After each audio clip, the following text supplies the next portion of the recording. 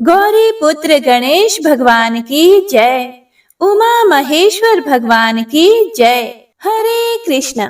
हे प्रिय भक्तों, किसी राज्य में एक राजा और एक रानी रहा करते थे। उनकी 4 संतानें थी, 2 लड़के और 2 लड़कियां। एक का नाम पूर्णिमा और दूसरी का नाम अमावस्या था। पूर्णिमा घर के कामों में निपुण थी। वह घर का पूरा काम अच्छे से करती थी। काम समाप्त होने के बाद वह भगवान की पूजा अर्चना भी किया करती थी। इसके अलावा उसका एक और नियम भी था। वह प्रतिदिन गौ माता की सेवा भी करती थी। वहीं दूसरी तरफ उसकी बहन अमावस्या ना तो घर का कोई काम करती थी और ना ही कोई पूजा पाठ में उसकी विशेष रुचि ही थी, और ना ही वह कभी गौ माता की सेवा किया करती थी। पूर्णिमा सर्वगुण संपन्न थी।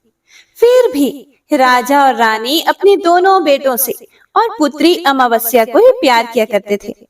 वह पूर्णिमा को ज्यादा नहीं चाहते थे, उसके साथ भेदभाव करते थे।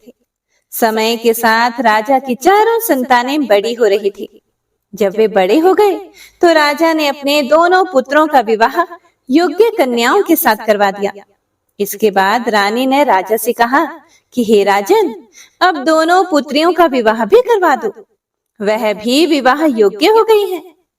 लेकिन आप ऐसा करना कि पुत्री अमावस्या का विवाह किसी बड़े खानदान में कराना और पूर्णिमा का विवाह किसी गरीब परिवार में करवाना, क्योंकि पूर्णिमा को तो केवल भगवान की पूजा पाठ और घर के कामकाज करना पसंद है, और साथ ही उसे गाय की सेवा करना भी बहुत पसंद है।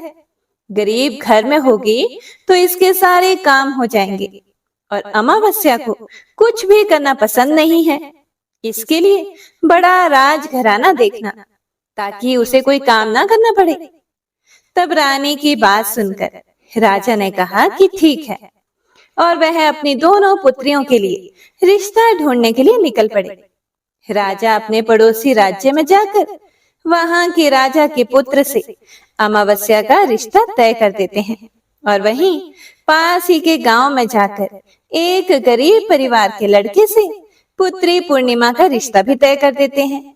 और घर आकर राजा ने सारी बात रानी को बता दी। तो रानी सोचने लगी कि अब देखते हैं भगवान इसकी मदद कैसे करते हैं। यह तो बहुत ही पूजा पाठ करती है और भगवान में सदा ही मग्न रहती है। पूर्णिमा का भाई और भाभी पूर्णिमा से बहुत प्यार करते थे, क्योंकि पूर्णिमा उनके घर के कामों में उनका साथ देती थी, हर काम में उसका हाथ बटाती थी। जबकि अमावस्या अपने भाई भाभी की कोई भी सहायता नहीं करती थी, उन पर अपना रोब जमाती थी और ना ही कोई घर का कार्य करती थी। ऐसा करते करते कई महीने बीत गए। अमावस्या और पूर्णिमा दोनों का विवाह हो गया। राजा और रानी ने अपनी दोनों बेटियों की विदाई कर दी। विदाई करते समय राजा और रानी ने अमावस्या बेटी को खूब सारा धन दौलत देकर विदा किया, और पूर्णिमा को कुछ भी नहीं दिया, खाली हाथ अपने घर से विदा कर दिया। इसके बाद दोनों बहनें अपने अपने ससुराल को चली गई। कुछ दिन बीत गए। एक दिन अमावस्या अपने घर पर शिव जी की कथा रखवाती हैं, जिसमें वह सभी गांव वालों को निमंत्रण भेजती है, पर अपनी बहन पूर्णिमा को नहीं बुलाती। जब गांव की सभी औरतें अमावस्या के यहाँ जाती हैं, तो उन्हें इस तरह से जाता हुआ देखकर पूर्णिमा उनसे पूछती है कि आप सब इस तरह से तैयार होकर कहाँ जा रही हैं? तो वे औरतें पूर्णिमा से कहती हैं कि तुम्हारी बहन के यहाँ शिव जी की कथा रखी है, क्या तुम वहां पर नहीं जाओगी? तब पूर्णिमा कहती है कि मुझे तो मेरी बहन ने निमंत्रण भी नहीं भेजा, तो मैं नहीं जा सकती। तभी गांव की औरतें पूर्णिमा से कहती हैं कि बुलावा नहीं आया तो क्या हुआ, तुम्हारी बहन है, भूल गई होगी। यह तो भगवान शिव की कथा है, सुनने जाने में क्या हर्ज है। हम तो कहती हैं कि तुम हमारे साथ चलो। तब पूर्णिमा गांव की औरतों की बात सुनकर उनके साथ भगवान शिव की कथा सुनने के लिए अमावस्या के घर चली जाती है। हे प्रिय भक्तों, जब अमावस्या की नजर पूर्णिमा पर पड़ती है। तो वह उससे कहती है कि पूर्णिमा, तुम यहाँ कैसे चली आई? मैंने तो तुम्हें बुलाया ही नहीं। खैर, कोई बात नहीं, तुम आ ही गई हो तो चुपचाप बैठी रहना और मेरे यहाँ रिश्तेदारों को यह भूल कर भी मत बताना कि तुम मेरी बहन हो। यह कहते हुए अमावस्या ने अपनी बहन पूर्णिमा की गरीबी का मजाक उड़ाया। यह सब सुनकर पूर्णिमा की आंखों में आंसू आ गए और उसने रोते रोते मन ही मन भगवान शिव से विनती करते हुए कहती है कि हे भगवान, क्या पूजा पाठ करना गलत है? गौ माता की सेवा करना गलत है? आखिर मेरी क्या गलती थी जो इस तरह मेरी गरीबी को मेरा बार बार मजाक बनाया जा रहा है? आप अपनी कृपा दृष्टि मुझ पर कब बनाएंगे? तब पूर्णिमा वहां पर बैठी बैठी यही बार बार कहती रहती है। इतने में ही शिव कथा पूरी हो जाती है और अमावस्या भगवान का प्रसाद बांटने लगती है। वह सभी लोगों को प्रसाद दे देती है, लेकिन अपनी बहन पूर्णिमा को प्रसाद नहीं देती। पूर्णिमा बड़े ही दुखी मन से बिना प्रसाद लिए अपने घर लौट जाती है। पूरे रास्ते वह यही सोच रही थी कि घर पर अपने बच्चे उससे कथा का प्रसाद मांगेंगे तो मैं उससे क्या कहूंगी। तो यह भी सोच रही थी कि मैं मायके अपने भाई और भौजाई के यहाँ जाऊंगी, तो वहां जाते हुए वहां के बच्चों के लिए भी कुछ लेकर जाना था। तो ऐसा सोचते हुए वह अपने घर लौट आई।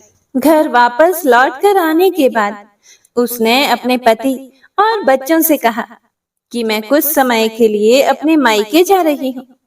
तब उसके पति ने कहा कि ठीक है, चली जाओ। तो थोड़ी देर बाद में पूर्णिमा अपने मायके के लिए रवाना हो गई। चलते चलते रास्ते में एक चबूतरा आया जिस पर तुलसी का पौधा लगा हुआ था। उस चबूतरे पर एक बूढ़ी अम्मा बैठी हुई थी। वह कोई और नहीं, साक्षात तुलसी मैया थी। उस बूढ़ी माता ने पूर्णिमा से कहा कि हे पुत्री, तुम कौन हो और कहाँ जा रही हो? तब पूर्णिमा अपना परिचय देते हुए कहती है कि माँ, मैं अपने मायके जा रही हूँ। तब बूढ़ी औरत ने पूर्णिमा से कहा कि हे पुत्री, यहाँ तुलसी का पौधा सूख रहा है, इसमें थोड़ा सा पानी डाल दो और इस चबूतरे को साफ कर दो, जिससे मुझे थोड़ी ठंडक मिलेगी। तब पूर्णिमा ने कहा कि ठीक है माँ जी, मैं तुलसी के पौधे में पानी डाल देती हूँ और यहाँ की साफ सफाई भी कर देती हूँ। तो पूर्णिमा ने साफ सफाई करने के बाद बूढ़ी अम्मा को भी नहला दिया। बूढ़ी अम्मा की भी सेवा की, उनके पैर दबाए, हाथ पैरों में तेल की मालिश की, कंघी की और फिर पूछा कि माँ जी, मैं आपकी और क्या सेवा करूं? कोई और काम हो तो बता दीजिए, मैं कर दूंगी। तब बूढ़ी अम्मा कहती है कि हे बेटा, अब कोई काम नहीं है, तुम अपने मायके जाओ और वापस आते समय मुझसे मिलकर जाना। तब पूर्णिमा ने बूढ़ी अम्मा से कहा कि ठीक है माँ जी, अब मैं जाती हूँ, लौट के आऊंगी तो आपसे मिलकर जरूर जाऊंगी। ऐसा कहकर पूर्णिमा वहां से चल पड़ी। कुछ समय आगे चलने के बाद में एक शिव मंदिर आया। वहां पर उसे एक बूढ़े बाबा मिले जो मंदिर के बाहर बैठे हुए थे। वह भी कोई और नहीं बल्कि स्वयं भगवान भोलेनाथ थे। बूढ़े बाबा ने पूर्णिमा से कहा कि हे बिटिया, तुम कौन हो और कहाँ जा रही हो? तब पूर्णिमा ने अपना सारा परिचय देते हुए कहा कि हे बूढ़े बाबा, आज मैं अपने मायके जा रही हूँ। तब बूढ़े बाबा ने कहा कि ठीक है बेटा, मैं तो बहुत बूढ़ा हो गया हूँ और मेरी आंखों की रोशनी भी ढंग से काम नहीं करती। तुम ऐसा करो कि मंदिर की साफ सफाई कर दो और शिवलिंग पर जल चढ़ा दो और भोले शंकर जी के आगे एक घी का दीपक जला दो। तब पूर्णिमा ने कहा कि ठीक है बाबा।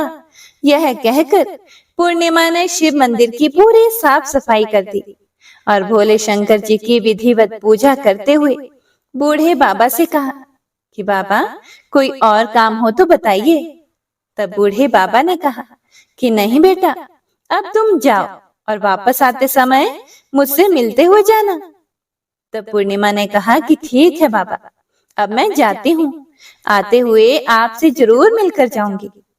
तो ऐसा कहकर वह वहां से आगे चल पड़ी। आगे चलते चलते पूर्णिमा को एक काली माता का मंदिर दिखाई दिया। वहां पर भी एक बूढ़ी अम्मा चबूतरे पर बैठी हुई थी। तो उस बूढ़ी औरत ने पूर्णिमा से कहा कि हे बेटी, तुम कौन हो और कहाँ जा रही हो? तो पूर्णिमा ने उस बूढ़ी औरत को भी अपना सारा परिचय दिया और बताया कि मैं अपने मायके जा रही हूँ। तो वह बूढ़ी औरत यह सुनकर कहती है कि बेटा, अच्छी बात है, लेकिन तुम ऐसा करो, यहाँ पर पूजा पाठ करने के लिए तो सभी आते हैं, लेकिन मंदिर की साफ सफाई कोई नहीं करता। इसीलिए तुम इस मंदिर की सफाई कर दो और चबूतरे की भी साफ सफाई कर दो। तो पूर्णिमा ने कहा कि ठीक है माँ जी। ऐसा कहकर पूर्णिमा ने पूरे मंदिर की और चबूतरे की सफाई कर दी और पूजा पाठ भी की और उस बूढ़ी माता का श्रृंगार भी कर दिया। बूढ़ी माँ के पैर दबाए और कहती है कि माँ जी, सारा काम हो गया, अगर मेरे लायक कोई और काम हो तो मुझे बताइए, मैं उसे भी कर देती हूँ। तब वह बूढ़ी अम्मा कहती है कि नहीं बेटी, अब तो तुम जाओ, लेकिन मायके से आते समय मुझसे मिलते हुए जाना। फिर पूर्णिमा कहती है कि ठीक है माँ जी, और वह वहां से आगे चल पड़ी।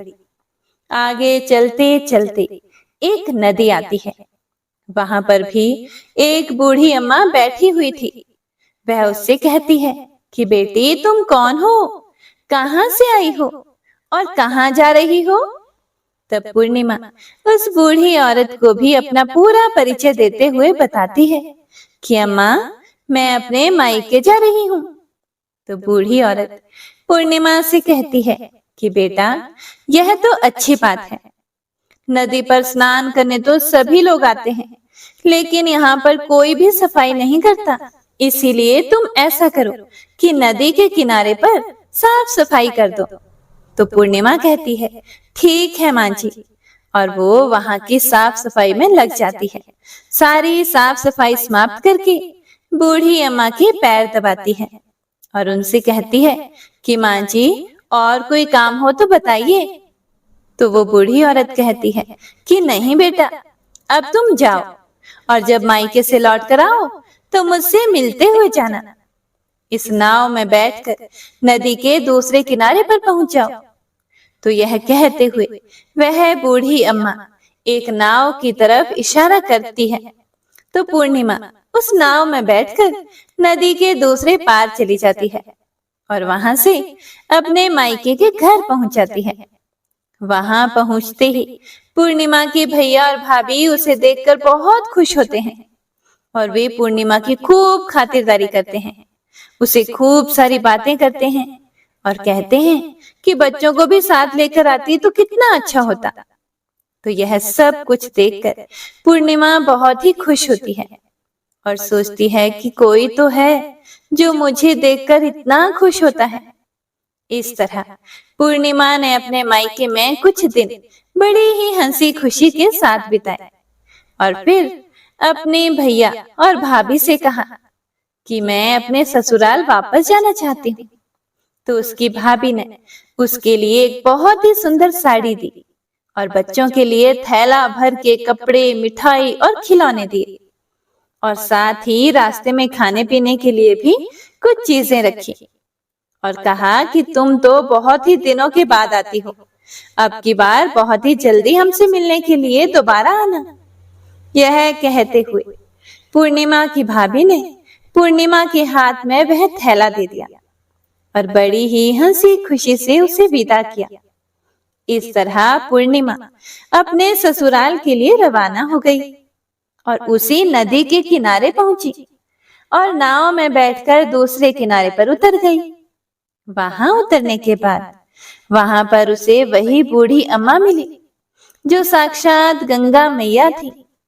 उस बूढ़ी अम्मा ने पूर्णिमा को एक थैला दिया और कहा कि तुम इसे घर जाकर ही खोलना। अब पूर्णिमा के पास 2 थैले हो गए थे, एक तो जो उसकी भाभी ने दिया था और दूसरा गंगा मैया ने दिया। तो उन दोनों थैलों को लेकर जब वह आगे चल पड़ी, चलते चलते फिर वही काली का मंदिर आया। वहां चबूतरे पर बूढ़ी अम्मा बैठी हुई थी, जो साक्षात काली माता थी। बूढ़ी अम्मा के रूप में बैठी काली माता ने जब पूर्णिमा को आते हुए देखा तो कहा कि आ गई बेटा। तब पूर्णिमा ने कहा कि हाँ माँ जी, मैं आ गई। मैंने आपसे कहा था ना कि मैं आते हुए आपसे जरूर मिलकर जाऊंगी। तो काली माता ने भी उसे एक थैला दिया और कहा कि तुम यह थैला अपने घर जाकर खोलना। अब तो पूर्णिमा के पास 3 थैले हो गए। तीनों थैले लेकर पूर्णिमा वहां से चल पड़ी। चलते चलते शिव जी का मंदिर आया, जहां बूढ़े बाबा के रूप में स्वयं शिव जी विराजमान थे। बूढ़े बाबा ने पूर्णिमा से कहा कि हे बेटी, आ गई तुम? तब पूर्णिमा ने कहा कि हाँ बाबा, मैं आ गई। तो उन बूढ़े बाबा ने भी पूर्णिमा को एक थैला दिया और कहा कि हे बेटा, तुम इस थैले को अपने घर पर जाकर ही खोलना। तो पूर्णिमा ने कहा कि ठीक है बाबा, और यह कहकर पूर्णिमा वहां से चल पड़ी। अब पूर्णिमा के पास 4 थैले हो गए। अब पूर्णिमा 4 थैलों को एक साथ कैसे लेकर जाती? तो उसने अपनी एक पुरानी साड़ी निकाली और सारे थैलों को उस साड़ी में रखकर बांध लिया। एक गठड़ी बनाकर सिर पर रखकर वह रवाना हो गई। चलते चलते उसे फिर से रास्ते में तुलसी माता बूढ़ी अम्मा के रूप में मिलती हैं। तो उससे कहती हैं कि पूर्णिमा, तुम आ गई? तब पूर्णिमा कहती है कि हाँ माँ जी, मैं आ गई। मैंने आपसे कहा था ना कि मैं आते हुए आपसे जरूर मिलकर जाऊंगी। तो वह बूढ़ी अम्मा कहती है कि बेटा, मैं तो तेरी ही राह देख रही थी। ना जाने कितने दिन हो गए तुम्हें गए हुए। तुमने अच्छा किया जो मुझसे मिलने के लिए आ गई। यह कहते हुए बूढ़ी अम्मा उसे एक थैली देती है और कहती है कि बेटा, यह थैला ले जाओ और इसे अपने घर जाकर ही खोलना। तब पूर्णिमा ने कहा कि ठीक है माँ जी, आपने जैसा कहा मैं वैसा ही करूंगी। और यह कहते हुए पूर्णिमा ने वह 5वां थैला वहां से लेकर वह रवाना हो गई। अब एक गठड़ी सिर पर और एक थैला हाथ में लिए जैसे ही वह अपने ससुराल के घर पहुंचती है, तो उसे देखकर उसके बच्चे बड़े ही खुश होते हैं और कहते हैं कि मामा, आप मामा के यहाँ से क्या लेकर आई हो? हमें जल्दी से दिखाओ। हमें तो लगता है कि खूब सामान लेकर आई हो। अब की बार मामा ने हमारे खाने के लिए क्या भेजा है? हमें जल्दी से दिखाओ। तब पूर्णिमा कहती है कि बेटा, थोड़ा सब्र करो। यह कहते हुए पूर्णिमा अपने सिर पर से गठड़ी को नीचे रखती है और उसे खोलकर सबसे पहले अपने मायके का थैला खोलकर देखती है। तो उसमें बच्चों के लिए अच्छे अच्छे कपड़े, खाने पीने के सामान, बच्चों के खेलने के लिए खिलौने और कुछ गहने भी रखे हुए थे। तो उसे देखकर वह मन ही मन बहुत ही खुश होती है और अपने भैया भाभी को खूब आशीष देती है। फिर पूर्णिमा कपड़े अपने बच्चों को दे देती है और खाने पीने की चीजें भी बच्चों को देकर अपने बच्चों का चेहरा निहारने लगती है। उसके बच्चे अपने जीवन में पहली बार इतना सब कुछ सामान देख रहे थे, तो वे बहुत ही खुश थे। इसके बाद पूर्णिमा ने दूसरा थैला खोला जो गंगा मैया ने दिया था। उसमें ढेर सारे जवाहरात, सोने चांदी आदि थे। उसके बाद में पूर्णिमा ने तीसरा थैला खोला जो उसे काली माता ने दिया था। उसमें बहुत सारा सोना और श्रृंगार का सामान भरा हुआ था। तो यह देखकर पूर्णिमा बहुत ही खुश हुई। फिर उसने चौथा थैला खोला जो भोले शंकर ने दिया था। वह थैला धन संपत्ति से भरा हुआ था, बहुत सारी खुशियां भरी थी। इसके बाद में पूर्णिमा ने 5वां थैला खोला जो उसे तुलसी मैया ने दिया था। उसमें चावल, दाल और 7 प्रकार के खाने की चीजें भरी हुई थी। अब पूर्णिमा के घर में किसी भी चीज की कोई कमी नहीं थी। उसका घर धन धान्य से भरा हुआ था और परिपूर्ण था। पूर्णिमा और उसका परिवार सुखपूर्वक जीवन व्यतीत करने लगे। तो पूर्णिमा के मन में एक दिन विचार आया कि क्यों ना मैं भी शिव जी की कथा करवाऊं। तो उसने भी शिव जी की कथा का एक कार्यक्रम रखा और पूरे गांव वालों को निमंत्रण दिया। घर घर जाकर सभी लोगों को बुलावा देकर आई। पूर्णिमा अपनी बहन अमावस्या के घर भी गई और शिव जी की कथा सुनने के लिए उसे न्योता दिया। तो अमावस्या ने जब पूर्णिमा को देखा तो वह सोचने लगी कि इतने गहने पहने हुए, इतने सुंदर वस्त्र पहन रखे हैं, इसका घर तो बहुत गरीब है, फिर इतना सब कुछ इसके पास कैसे आया? यह जानने के लिए तो मुझे इसके घर जाना ही पड़ेगा। बस यह सोचकर अमावस्या पूर्णिमा के घर शिव कथा सुनने के लिए आ गई। तो उसने देखा कि पूर्णिमा के घर में कोई भी चीज की कहीं भी कोई कमी नहीं थी। तो इतनी सारी धन दौलत देखकर अमावस्या आश्चर्यचकित हो गई और पूर्णिमा से पूछने लगी कि तुम्हारे घर में इतनी धन दौलत कहाँ से आई? तब पूर्णिमा ने कहा कि देखो बहन, तुमने शिव जी की कथा में मुझे नहीं बुलाया था, फिर भी मैं चली आई। तुमने मुझे प्रसाद तक नहीं दिया और मेरी गरीबी का मजाक उड़ाया था। उसके बाद मैं अपने घर आ गई और घर आते हुए मन में यही सोच रही थी कि अपने मायके जाऊंगी और बच्चों के लिए कुछ लेकर आऊंगी। तुमने तो मेरे बच्चों के लिए प्रसाद तक नहीं दिया, इसीलिए मैं तुम्हारे यहाँ से जाते ही मायके चली गई। यह कहते हुए पूर्णिमा ने उसके बाद जो भी घटना घटी थी वह सारी की सारी अमावस्या को सुना दी। तो यह सारी बातें सुनने के बाद अमावस्या कहती है कि बहन, तुम मुझे प्रसाद मत देना और मुझे खूब डांट लगाओ। तो पूर्णिमा कहने लगी कि यह तो भगवान का प्रसाद है, मैं तो सबको दूंगी और तुम्हें भी दूंगी। इतना कहने पर भी अमावस्या ने प्रसाद नहीं लिया। वह बिना प्रसाद के ही सीधे अपने घर चली गई। घर जाकर अपने बच्चों और पति से कहने लगी कि मैं मायके जा रही हूँ। तो उसके पति ने कहा कि कोई बात नहीं, कुछ दिन रुक कर चली जाना, अभी मुझे कोई काम है। तब अमावस्या ने अपने पति की एक भी बात नहीं सुनी और अपने मायके जाने के लिए तैयार हो गई। जैसे ही वह मायके जा रही थी तो रास्ते में तुलसी माता चबूतरे पर बैठी हुई बूढ़ी माता के रूप में मिली। तो बूढ़ी माता ने अमावस्या से कहा कि बेटी, तुम कौन हो, कहाँ जा रही हो? तब अमावस्या ने अपना परिचय देते हुए कहा कि मैं अपने मायके जा रही हूँ। तब बूढ़ी अम्मा बोली कि बेटा, यह तो अच्छी बात है, पर तुम ऐसा करो कि यह तुलसी का पौधा सूख रहा है, इसमें थोड़ा सा पानी डाल दो और इस चबूतरे की सफाई भी कर दो। तब बूढ़ी अम्मा के इतना कहते ही अमावस्या ने गुस्से में आकर कहा कि बुढ़िया, तुम्हें दिखाई नहीं देता मैंने इतनी महंगी साड़ी पहन रखी है, साफ सफाई करूंगी तो यह गंदी हो जाएगी और यहाँ आसपास पानी भी नहीं है, मैं कहाँ से पानी लाकर तुलसी के पौधे में डाल दूं? तुम्हारे और तो कोई काम नहीं है, तुम ही ऐसा करो कि आसपास कहीं पर पानी होगा, लाकर इस पौधे में डाल देना। ऐसा कहकर अमावस्या वहां से चल पड़ी। चलते चलते शिव मंदिर आया। वहां पर भगवान शिव बूढ़े बाबा का रूप धारण किए हुए बैठे हुए थे।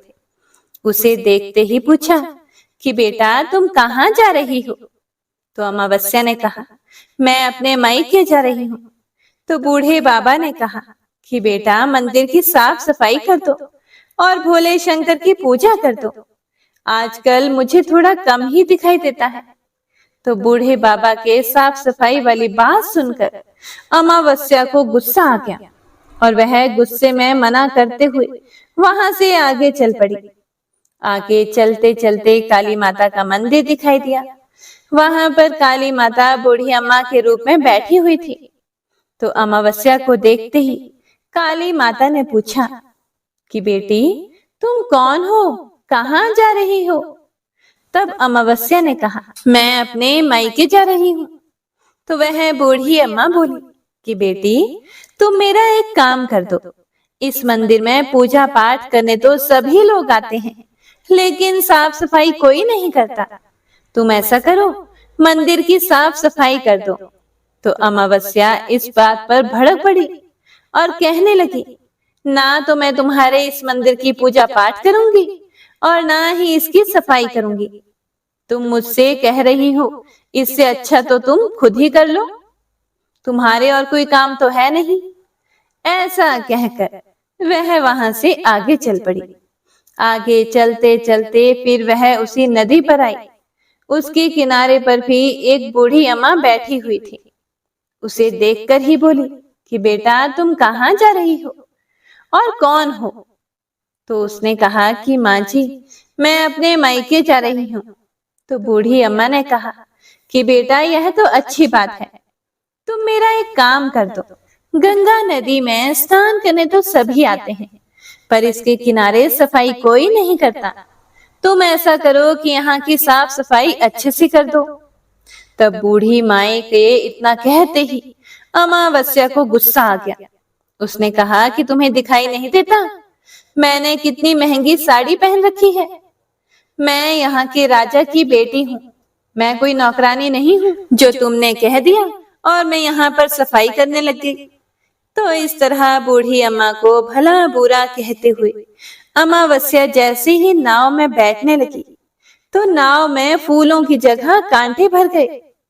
लेकिन वह अपने अधिक गुस्से के कारण उन कांटों से भरी नाव में ही बैठ गई। उसके पैरों में कांटे बार बार चुभ रहे थे। जैसे ही वह दूसरे किनारे पर पहुंची, तो वहां पर उतरकर वह अपने मायके चली गई। उसके पैरों से खून निकल रहा था। तो उसके भाई और भाभी ने उसे देखा, उसके पैरों के बारे में उससे कुछ भी नहीं पूछा और मन ही मन कहने लगे कि ना तो यह कोई काम करती है और ना ही कोई बात मानती है। अब क्या कहना, पूर्णिमा तो हमारे काम काज में हाथ बटाती थी, यह तो कुछ करने वाली नहीं।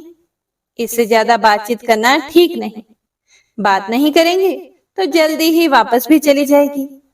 ऐसा सोचकर उन्होंने अमावस्या से ज्यादा बातचीत नहीं की और जल्दी जल्दी खाना बनाया और खा पीकर वह सो गए। अमावस्या जब सुबह जल्दी उठी, तो उसने अपनी भाभीयों से कहा कि भाभी, मैं ससुराल वापस जा रही हूँ। तो उन्होंने कहा कि ठीक है, जाओ। तो अमावस्या बोली कि पूर्णिमा को तो आपने एक थैला दिया था और मुझे कुछ नहीं दोगी। तो भाई और भाभी ने कहा कि तुम जाओ, तुम्हारा थैला तुम्हारे घर पहुंच जाएगा। फिर अमावस्या वहां से चल पड़ी और चलते चलते नदी के किनारे पहुंची। तो वहां पर गंगा मैया बूढ़ी औरत का रूप धारण किए हुए बैठी हुई थी। बूढ़ी माँ ने कहा कि आ गई बेटी? तो अमावस्या बोली कि हाँ, मैं आ गई। कुछ देर तक अमावस्या वहीं खड़ी रही। तो बूढ़ी अम्मा ने उसे कुछ भी नहीं दिया। तो अमावस्या बोली कि पूर्णिमा को तो आपने एक थैला दिया था, क्या मुझे नहीं दोगी? तो बूढ़ी अम्मा ने कहा कि तुम घर जाओ, तुम्हारा थैला तुम्हारे घर पहुंच जाएगा। तो वह वहां से चल पड़ी। आगे चलने पर उसे काली मैया मिली। उसे देखते ही अमावस्या ने कहा कि मेरा थैला कहाँ है? तुमने पूर्णिमा को एक थैला दिया था। तो काली अम्मा का रूप धारण किए हुए बूढ़ी अम्मा बोली कि तुम अपने घर जाओ, तुम्हारा थैला तुम्हारे घर पर पहुंच जाएगा। तो यह सुनकर अमावस्या वहां से आगे चल पड़ी। चलते चलते रास्ते में फिर वही शिव मंदिर आया। वहां पर भोले शंकर बूढ़े आदमी का रूप धारण किए हुए बैठे हुए थे। उन्हें देखते ही अमावस्या बोली कि मेरा थैला कहाँ है? तो बूढ़े बाबा ने कहा कि तुम घर जाओ, तुम्हारा थैला तुम्हारे घर पहुंच जाएगा। तो अमावस्या वहां से आगे चल पड़ी।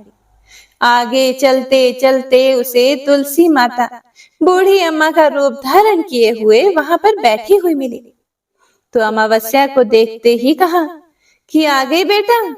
तो अमावस्या ने कहा कि हाँ, मैं आ गई। मेरा थैला कहाँ है?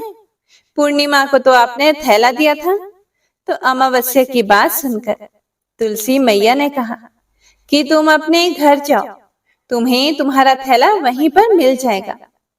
तो अमावस्या वहां से जल्दी जल्दी अपने घर की ओर चल पड़ी। जैसे ही वह अपने घर पहुंची तो उसने आंगन में देखा कि वहां पर 5 थैले पड़े हुए हैं। अमावस्या ने मन में सोचा कि अब तो मेरे पास भी खूब सारी धन दौलत हो जाएगी। तो उसने जल्दी जल्दी सारे थैलों को खोलकर देखा। किसी में मिट्टी भरी हुई थी तो किसी में पत्थर रखे हुए थे, किसी में कोयला था और मायके वाली थैला बिल्कुल खाली था। तो इस तरह के थैलों को देखकर अमावस्या को बहुत ही गुस्सा आया और वह दौड़ती दौड़ती पूर्णिमा के घर गई और कहने लगी कि तुम्हें तो इतना सब कुछ मिला और मुझे कुछ नहीं मिला, तूने मुझसे झूठ क्यों बोला? तो अमावस्या की बात को सुनकर पूर्णिमा उससे कहती है, हे बहन, जब मैं अपने मायके जाती हूँ तो अपनी भाभियों के साथ उनके काम में हाथ बटाती हूँ, उनके साथ मिलकर काम करती हूँ, उनकी इज्जत करती हूँ। लेकिन तुम तो अहंकारवश किसी की भी इज्जत नहीं करती, इसीलिए वे भला तुम्हें क्या देंगे? तुमने तुलसी माता को ठुकरा दिया, गंगा मैया को ठुकरा दिया, काली माँ को भी ठुकराया और भगवान शिव का कहना भी नहीं माना। इसीलिए उन्होंने तुम्हें कुछ भी नहीं दिया। मैंने उन सब का कहा हुआ काम बड़े ही श्रद्धा भाव से किया था, इसीलिए यह सब कुछ मुझे प्राप्त हुआ है। यह सब मुझे पूजा और भक्ति से मिला है। तो यह सब सुनकर अमावस्या कहती है कि बहन, मुझे माफ कर दो, मैंने तुम पर हमेशा अत्याचार किया है। माँ ने भी हमेशा हम दोनों के बीच में भेदभाव रखा था। आज मेरी आंखें खुल गई हैं, मुझे कुछ नहीं मिला कोई बात नहीं, पर मैं भी भगवान की भक्ति करना चाहती हूँ और भगवान की भक्ति करके सब कुछ प्राप्त कर लूंगी। इन सब चीजों का रहस्य बताओ। तब पूर्णिमा कहने लगी कि तुम 3 सूत्र का ज्ञान लो और उसकी कथा करना। पहले सूत्र में दया मांगना, दूसरे सूत्र में कथा मांगना और तीसरे सूत्र में 108 बार ओम नमः शिवाय का जाप करना। बहन, यह सूत्र भगवान ने स्वयं दिए हैं, इसीलिए तुम इनको अपने हृदय में बसा लेना। मैंने भी इन तीनों सूत्रों को अपने जीवन में अपनाया है और सच्चे मन से भगवान की भक्ति और पूजा पाठ की थी। तभी तो मुझे इतने गरीब घर में ब्याहने के बाद भी आज मेरे पास सब कुछ है और तुम्हारा एक अमीर घराने में विवाह होने के बाद भी आज सब कुछ नष्ट हो गया है। यह 3 सूत्र अपने मन में रखकर अमावस्या अपने घर चली गई और भगवान की पूजा पाठ करने लगी और भगवान शिव से माफी मांगते हुए कहा, हे भोलेनाथ, हे भोले शंकर, मुझे माफ कर दो। जो मैंने अपनी बहन पूर्णिमा पर इतने अत्याचार किए, शिव कथा में वह बिना बुलाए आई, फिर भी मैंने उसका अपमान किया, मुझे माफ कर दो। अब मैं पूरे विधि विधान से पूजा अर्चना किया करूंगा।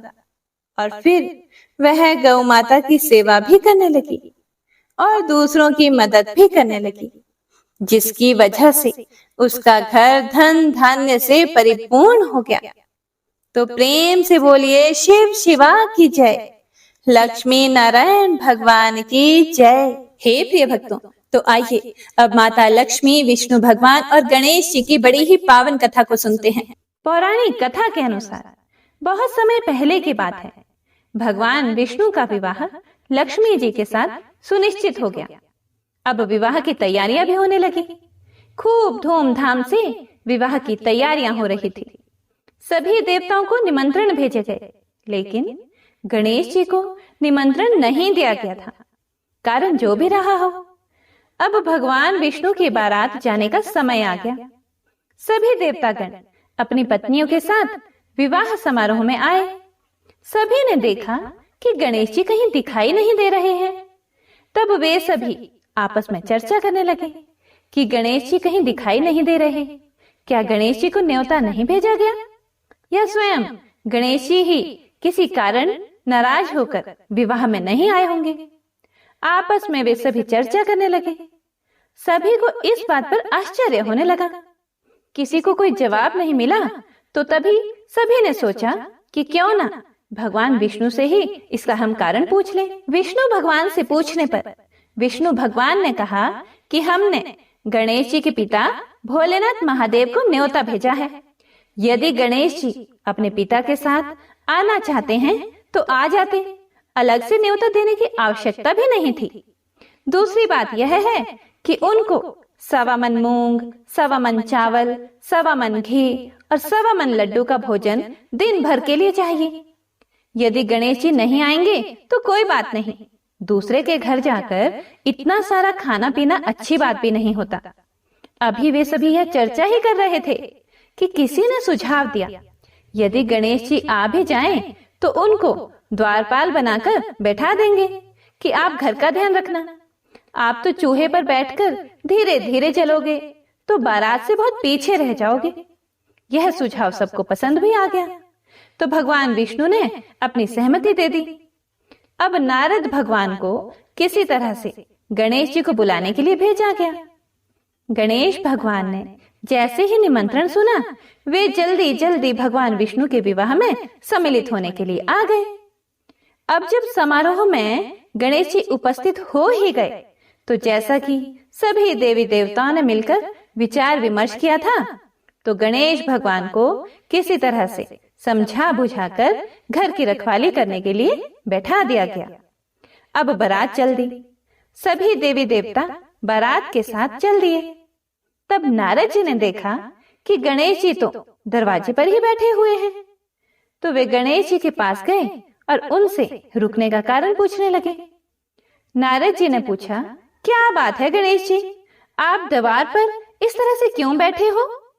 विष्णु जी ने तो आपको अपने विवाह में सम्मिलित होने के लिए बुलाया था। वे आपको अपने साथ बारात में लेकर नहीं गए? कहीं ऐसा तो नहीं वह आपको अपने घर का द्वारपाल बनाकर यहाँ छोड़कर चले गए हो? गणेश भगवान को सारी बात समझ में आई तो वह बहुत ही क्रोधित होकर कहने लगे, नारद जी, तब तो भगवान विष्णु ने मेरा बहुत बड़ा अपमान किया है।